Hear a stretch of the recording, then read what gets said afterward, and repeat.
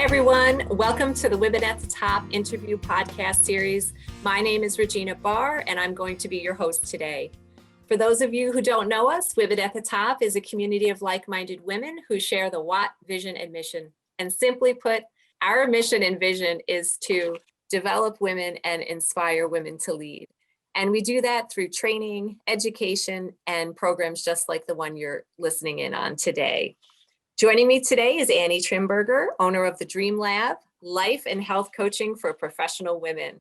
And before we get started, I want to tell you just a little bit about Annie.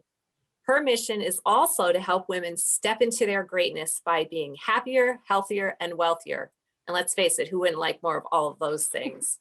She helps her clients develop the strength, stamina, energy, and confidence to break through that glass ceiling and create a life of joy, ease, impact, and abundance.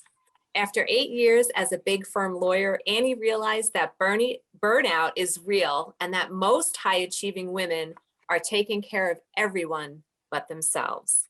More than ever before, we need a new generation of leaders to show up as our best, brightest, healthiest, strongest, most confident selves and go make an impact on our world. So on that note, welcome to our call today, Annie. Thank you. I'm so excited to be here with you. Yes, I'm very excited.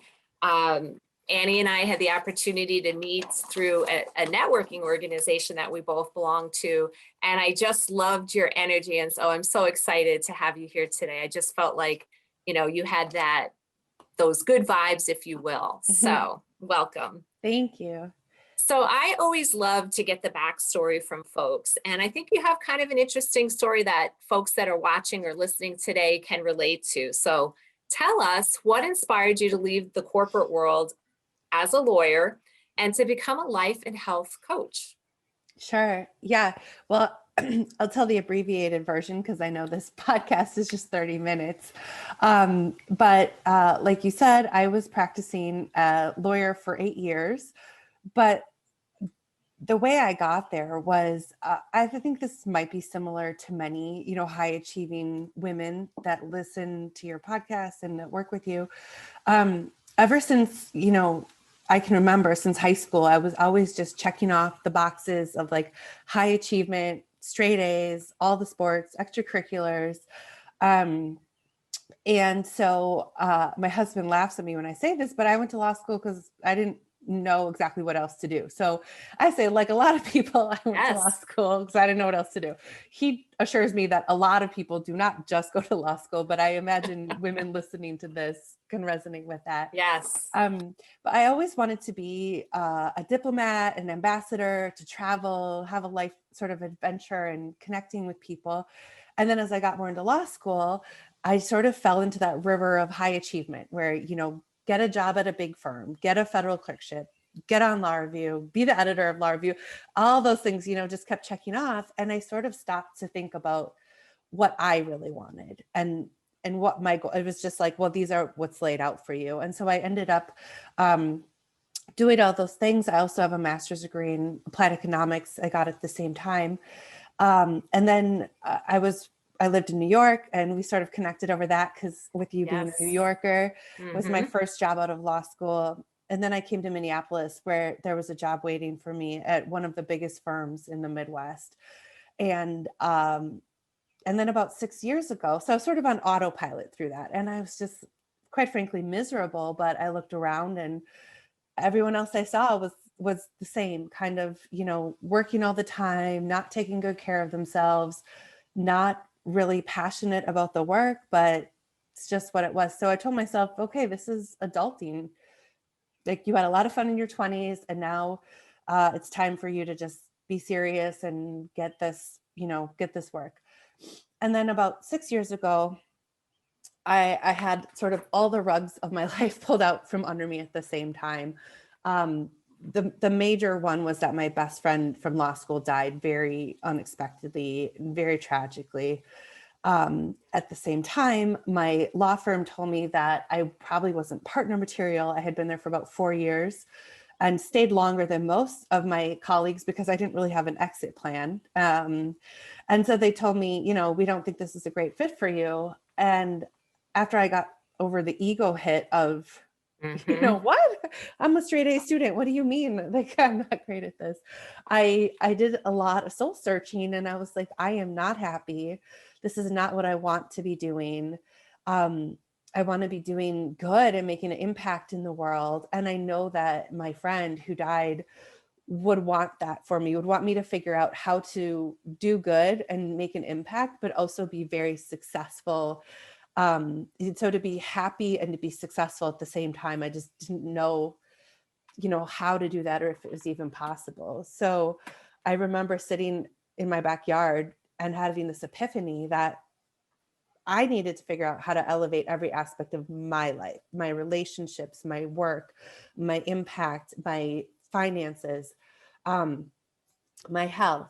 And then I thought, well, maybe my mission in life is to figure this out for myself so that I can teach other women and guide other Yes. women to do the same.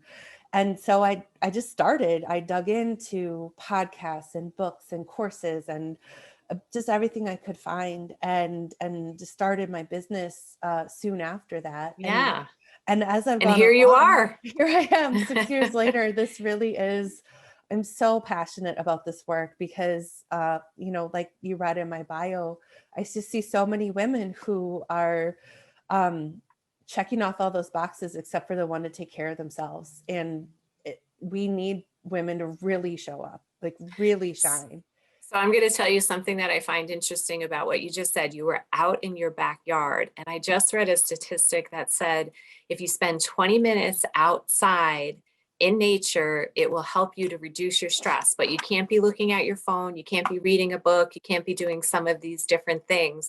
So I love whenever I'm feeling overwhelmed, even if I just take a time out and go sit in my backyard, I have the back area is somewhat wooded, and just kind of relax. Sometimes I get my best thoughts and ideas. And here you figured out how to transition yourself from a situation, good, bad, or ugly. You were unhappy with it, right? And move yourself forward. So I applaud you for that. Yeah. So as the owner of the Dream Lab, you focus on working women. So tell us, why are you so passionate about working with women? I think you were getting to it when you were kind of going through your story, but tell us a little bit more about that. Why women? I'm super passionate about working with women because I saw when I was working how hard it was. And I feel like I really understand the struggle that especially professional women, women business owners, attorneys, women in those kind of positions have where, um, we're smart, we're, hardworking, we have all this ambition, but every day at work or in your career, you're striving to prove that you're as good as the men who are doing the same things and are getting things handed to them just by nature of being men and having connections with sort of that old boys club. And then they go home, and I'm just now pregnant with my first child. So haven't really experienced this, but I've seen it, but go home and feel the need to prove that you're just as good as mom as the other moms who are staying home and baking brownies from scratch for PTA and just trying to always prove that you're good enough, you're good enough, you're good enough. And the message I really want all of the women listening and all my clients and all the women out there to know is you are already good enough. You're already good enough, and you are worthy and deserving of being taken care of.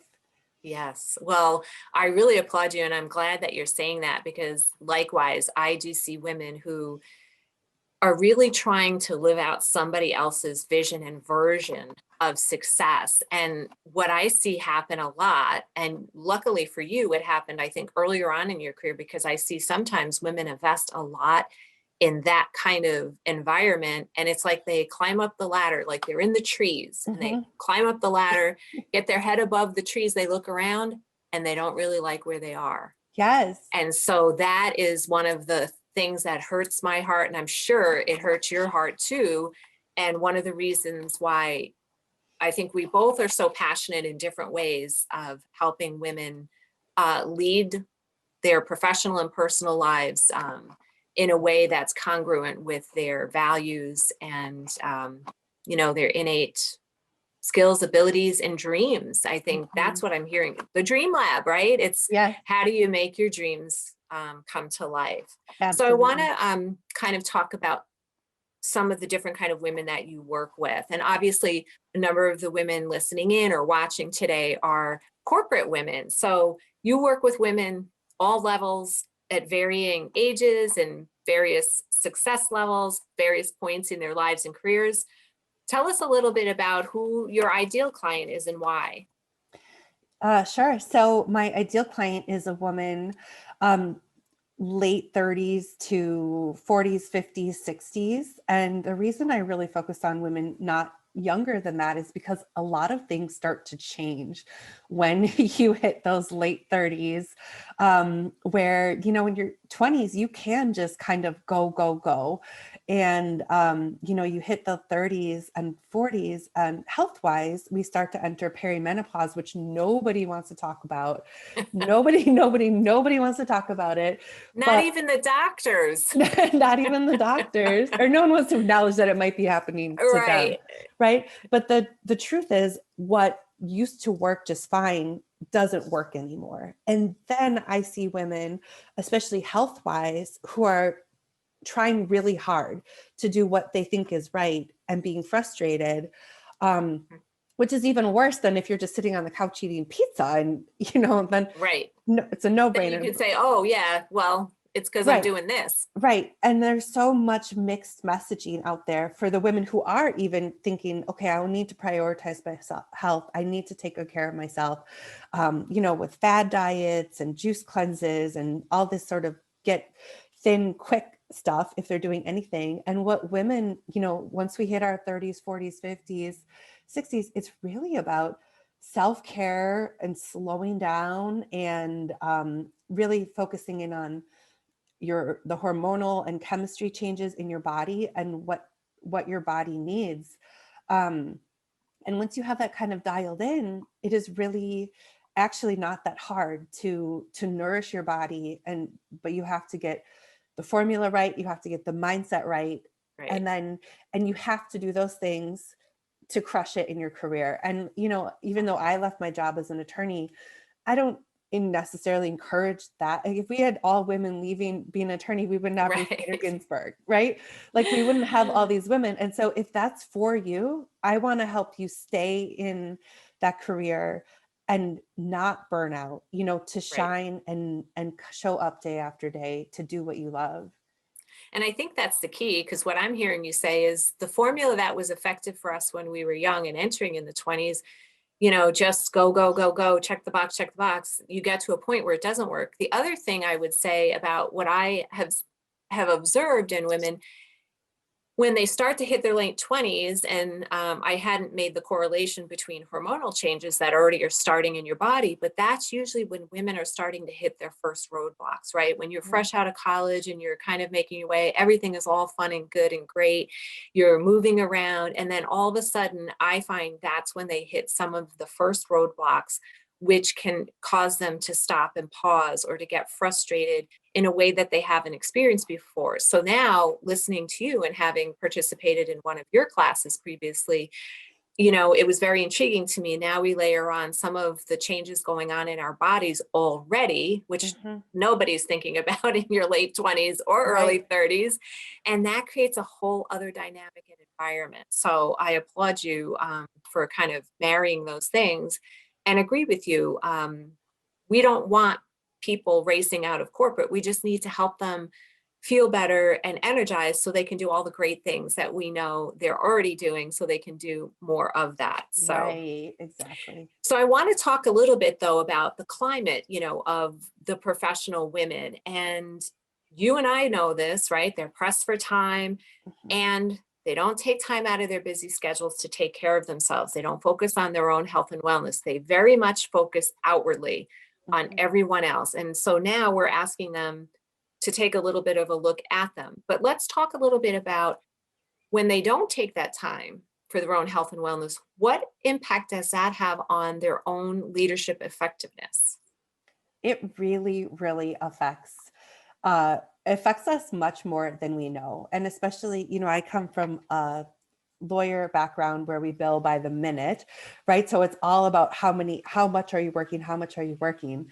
But what people don't realize is if you are exhausted, if you are not drinking water, if you're not moving, if you're not eating right, your energy is going to go really down. And not only that, but just your mental clarity and your thinking ability significantly decreases. And that's when people go for the afternoon coffee, the scone, the sugar and the caffeine to kind of keep going. And so I see that like we're relying on caffeine, sugar, alcohol to decompress, and then wearing this busyness as a badge of honor, pulling all-nighters, working all weekend, responding to emails all hours of the day to prove what a loyal and dedicated employee you are.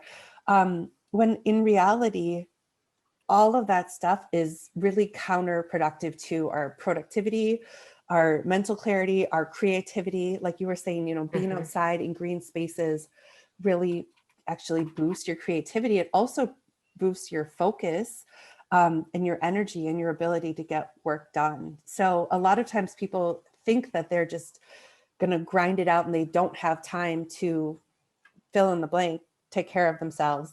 But what they don't realize is they really don't have time not to. They'll be much more productive and much better at what they're doing if they take the time to get in a workout, go for a walk, just drink water. Even for like one small choice, like I would tell clients, like they would tell me, I mostly focus on performance in the corporate realm, but you deal with the whole person, and so they tell me, oh, one of my goals is I want to get healthier and lose weight. And then I'm like, okay, what are you doing? Well, I don't have any time. And because I don't have an hour, I'm like, stop right there. You do not need an hour. I'm like, can you carve out 10 minutes, like, and go on a power walk? Cause I used to do that.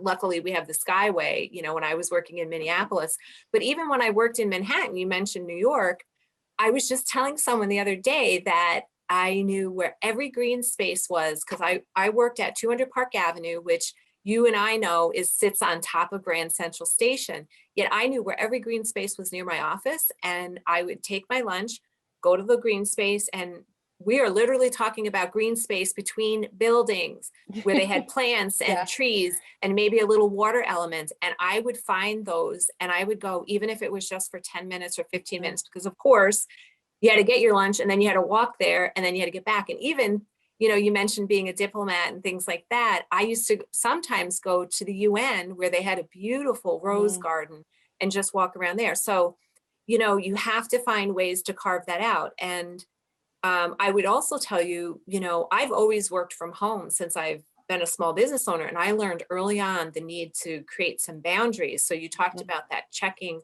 all the time. And I think sometimes we put that element on ourselves and we train people in to expect that. So we have to be really, really careful about that. So, and so then I have to tell you one little funny, I'm terrible with jokes, but I just saw this joke about it. It was an attorney who passed away, went to the pearly gates, and he said, hey, I'm too young. I'm only 42. And St. Peter said, oh, no, we've changed our calculation methods. Now we work on billable hours. And based on the billable hours, you're 154. So I thought that was awesome. That's great. Just a little attorney joke there, right? Yeah. So let's talk a little bit about your business. We've all gone through unprecedented times. I don't care if you're a corporate employee working for someone else, or if you're a small business owner like you and I, we've all felt the effects of the recent pandemic. And I think I mentioned to you, I'm a people person, and I have to tell you, I worked hard to stay connected. Never felt more isolated in my life. But, you just keep kind of plodding forward and figuring things out and pivoting.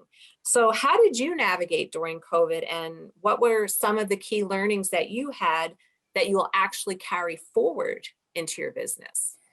Yeah. So, I used to be sort of ashamed to say this, but now I'm not anymore. COVID was mostly a silver lining for me and for my business. And fortunately, my husband and I have moved into where we are now. You can see this is my home office behind me. Beautiful. We moved here March 1st. So we had no idea what was coming. And I had done so much, sort of mindset work on um, abundance and, just a mindset and of abundance and sort of training, that when this came, I was actually really able to pivot really quickly. And so I had, at that time, I was doing my business as more of a side hustle kind of pipe dream. And I was working full time in a gym. My intention was to do my business more and also open a brick and mortar gym of my own. Hey, careful what you wish for. Right. So the brick and mortar gym is way on the back burner after seeing, what happened and how much I love what I'm doing now. But the first thing I did was, how can I serve? How can I take care of my current clients? And I was quickly able to turn our basement into a very small home gym, figured out how to train clients on Zoom before really anyone else knew how to use Zoom yet. And just, made sure my current clients were taken care of, because I knew that with the stress of what was going on with staying at home, people needed to be working out, exercising, and taking care of themselves more than ever.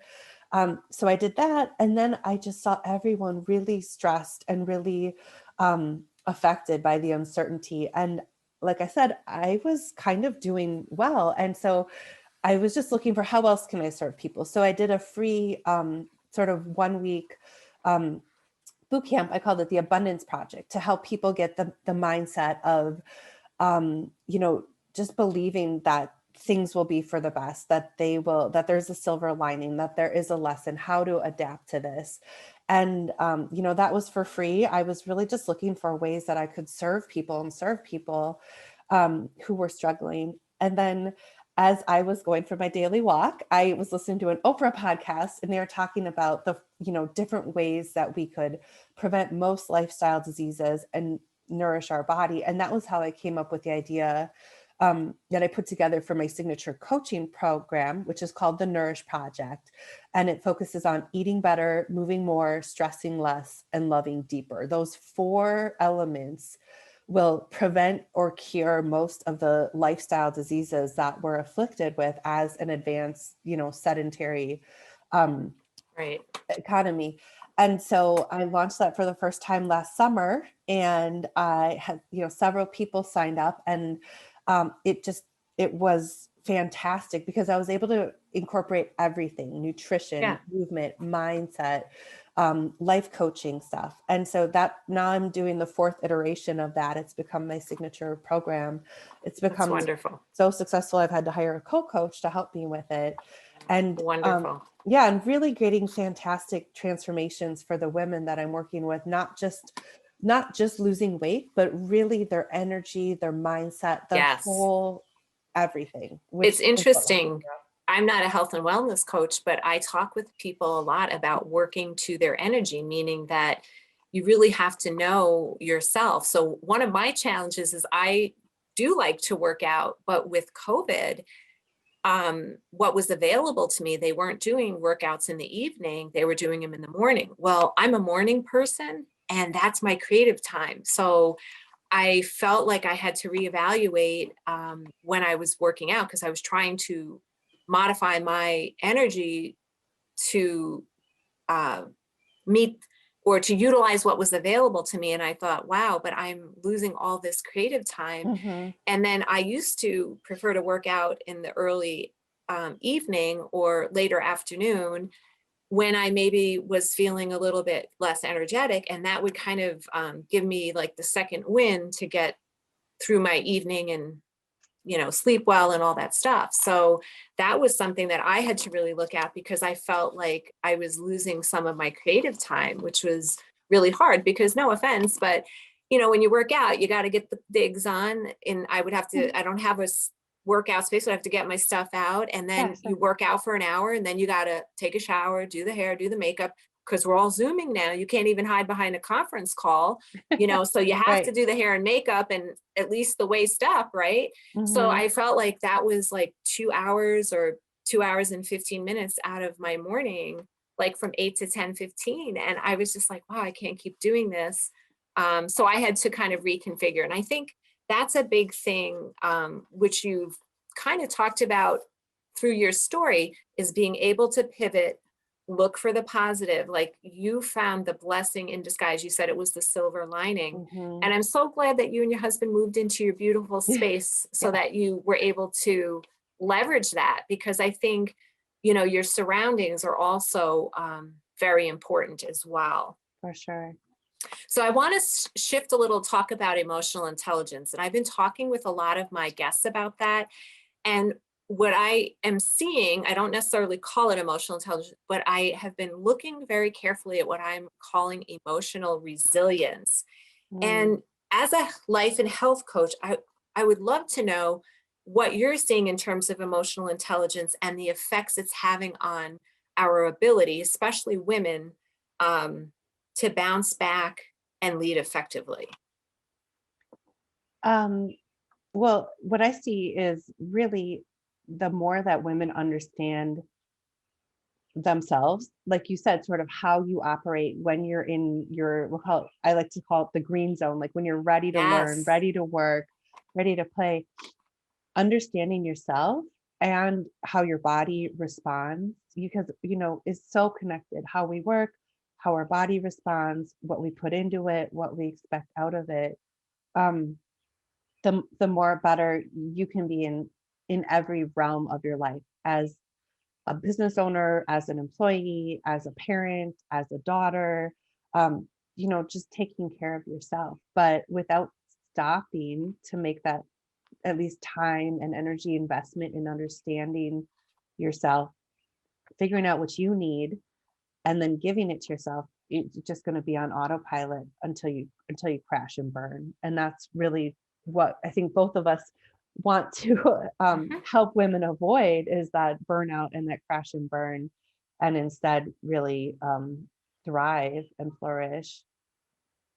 So I want to mention something that stuck with me from the class that I took with you, related to your Nourish projects and your program. So clearly, we don't have time to go into depth, but one of the things I found really interesting is when you talked about, and I don't know all the right terms, but kind of like how we operated in the paleo times. Oh And yeah. I love to walk and hike. I'll go hiking and things like that. But here in my neighborhood, I walk, and I've been a power walker, and I'm always like trying to be efficient with my time. And one thing that I took away, I also have a 6'3" husband, so I'm always like having to double time it to keep up with him. Yeah. But you know what? You talked about walking, and I've always loved to walk, and about you don't have to be jumping around and doing aerobics and all these things, just walking. And so what I've been doing is walking, I call it on Regina time, my own pace, and Oh, making my nice. husband slow down to my Mhm. pace. And because I was finding I was getting like plantar fasciitis, which I've never had before. And then you get that, and then your hip is hurting because you're trying to offset. And so that's been Mhm. my new mantra. It's like, I'm going to work on Regina time and at Regina's pace. And, you can either walk without me or go faster and I'm fine, or, you know, whatever. I'm Good going to for do it you. my I way. love Yeah. that. And it was when you talked about that, some of the data that you provide for behind the scenes on your program, and that really stuck with me. So I just wanted to share that with you Oh, because, I'm glad. we're all learning from each other all the time, and I so Mhm. appreciate that. So Annie, we are winding down on time. I knew the time would go really fast I with know this you. flew by. Yes, and I always ask my interview candidates and subjects to share one piece of advice. Like if the women who are watching or listening in today didn't walk away with anything else, this one piece of advice, what would you tell them? Well, as a mindset thing, I would say know that you are deeply loved and worthy of being cared for. And if you need to write that on post-its all over your house so that you read it, read it. How we talk to ourselves is the most important thing. If you're saying things to yourself that you wouldn't let anyone say to your best friend or your sister or your husband, that has to change. That is the number one thing. So, when we take care of our bodies and take care of ourselves from a place of love, everything shifts and everything changes. And then as a practical note, drink more water. Yes, hydrate, hydrate, hydrate. Yes. That's why I actually measure out my water because I'm goal oriented. So I have like a Mhm. huge thing, and then I can see all day long, yep, getting there, getting there. And I know kind of where I Yes. need to be. Mhm. So that's how I do it. So, okay, That's a ladies, so great the way to do message I heard it. was mindset. And I want to say before we wind down and before I do my closing remarks, I just want to say congratulations to you. And I wish you all the best with your new baby. So Oh, thank very you. fun. So that does conclude our interview today with Andy Trimberger. And just a reminder, you can learn about Andy at the dreamlabminneapolis.com. And I want to spell that. It's THE Dream, DREAM, Lab, LAB, and Minneapolis, MPLS. So it's the abbreviation for Minneapolis, the dreamlabminneapolis.com. So thank you so much for being here today, Annie. And for those of you on the call, please remember to check out our events page for future events. And in the meantime, thank you so much for being here, and everyone have a wonderful day.